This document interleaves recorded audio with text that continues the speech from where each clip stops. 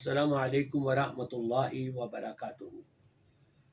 الحمدللہ رب العالمین والعاقبۃ للمتقین والصلاة والسلام علی سید الانبیاء والمرسلین وعلی آلہ وصحبہ وسلم تسلیما کثیرا کثیرا۔ سامعین کرام، ہر انسان ایک دوسرے انسان سے ملتا ہے۔ مسلمان مسلمان سے مل رہا ہے، مسلمان غیر مسلم سے مل رہا ہے، غیر مسلم سے، غیر مسلم مسلمان سے مل رہے ہیں، اور ہر ایک کے ہاں اپنے اپنے طریقے ہیں۔ لیکن دین اسلام نے ہم کو یہ طریقہ بتایا کہ جب بھی کوئی مسلمان کسی مسلمان سے ملاقات کرے تو سلام کیا کرے، السلام علیکم۔ نبی پاک صلی اللہ علیہ وسلم تشریف فرماتے، ایک صحابی آئے، انہوں نے کہا جی السلام علیکم۔ آپ نے سلام کا جواب دیا اور فرمایا عشرن۔ تھوڑی دیر میں ایک اور صاحب آئے، انہوں نے کہا السلام علیکم ورحمۃ اللہ۔ آپ نے سلام کا جواب دیا اور فرمایا عشرون۔ تھوڑی دیر میں ایک اور صاحب آ گئے، وہ کہنے لگے جی السلام علیکم ورحمۃ اللہ وبرکاتہ۔ آپ نے سلام کا جواب دیا اور فرمایا ثلاثون۔ صحابہ کرام کہنے لگے کہ اے اللہ کے رسول صلی اللہ علیہ وسلم، کیا مطلب ہے اس کا؟ آپ نے فرمایا جس شخص نے السلام علیکم کہا تھا اس کو 10 نیکیاں مل گئیں، جس نے السلام علیکم ورحمۃ اللہ بھی کہا تھا اس کو 20 نیکیاں مل گئیں، اور جس نے السلام علیکم ورحمۃ اللہ وبرکاتہ یہ تینوں جملے پڑھے اس کو 30 نیکیاں مل گئیں۔ دیکھیں، سلام کے لیے 5 سیکنڈ بھی نہیں لگتے، السلام علیکم ورحمۃ اللہ وبرکاتہ کہنے میں 3 سیکنڈ کے اندر 30 نیکیاں مل رہی ہیں۔ یہ آداب سکھائے ہیں، جب گھر میں آپ داخل ہوں سلام کر کے داخل ہوں، اور جب کسی سے ملاقات کریں تو پھر ہلو اور ویلکم اور یہ وہ نہ کریں، بلکہ سب سے پہلے سلام کریں۔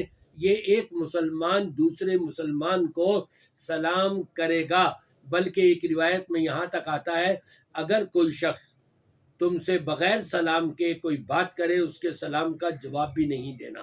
یہ نبی پاک صلی اللہ علیہ وسلم کا فرمان ہے۔ اب یہاں یہ بات ہے کہ ایک غیر مسلم، ہندو ہے، سکھ ہے، کرسچن ہے، کوئی بھی ہے، وہ آپ سے ملاقات کر رہا ہے،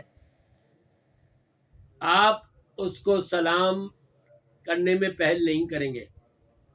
اگر وہ آپ کو سلام کر رہا ہے تو آپ جواب صرف اتنا دیں گے وعلیکم، صرف اتنا وعلیکم غیر مسلم کو۔ اور اگر وہ سلام نہیں کر رہا، آپ نے سلام نہیں کرنا اس کے اوپر۔ یہ ہے نبی پاک صلی اللہ علیہ وسلم کی تعلیمات۔ اب ہم کو چاہیے کہ ہم اپنے گڈ مارننگ اور فلاں یہ الفاظ استعمال کرنے کے بجائے جو دین اسلام نے سکھائے ہیں، نبی پاک صلی اللہ علیہ وسلم نے سکھائے ہیں، اس کے اندر سلامتی ہے، اس کے اندر رحمتیں ہیں، اس کے اندر برکتیں ہیں، اس کے اندر خیر ہے، شر سے حفاظت ہے۔ اس لیے میں تمام بھائیوں سے یہ کہوں گا، جب بھی کسی سے ملاقات کریں آپ اپنے گھر میں جائیں، اپنے بچے ہی سے آپ کی ملاقات کیوں نہیں ہو رہی ہے، آپ سلام کریں۔ اور سلام کا ایک آداب بتائے ہیں کہ چھوٹا بڑے کو سلام کرے۔ ایک شخص بیٹھا ہوا ہے، گزرنے والا، کھڑا ہونے والا، آنے والا، وہ سلام کرے۔ ایک شخص پیدل چل رہا ہے اور ایک گاڑی میں جا رہا ہے، گاڑی میں جانے والا سواری کے اوپر بیٹھا ہوا ہے، وہ اس کو سلام کرے، پیدل چلنے والے کو۔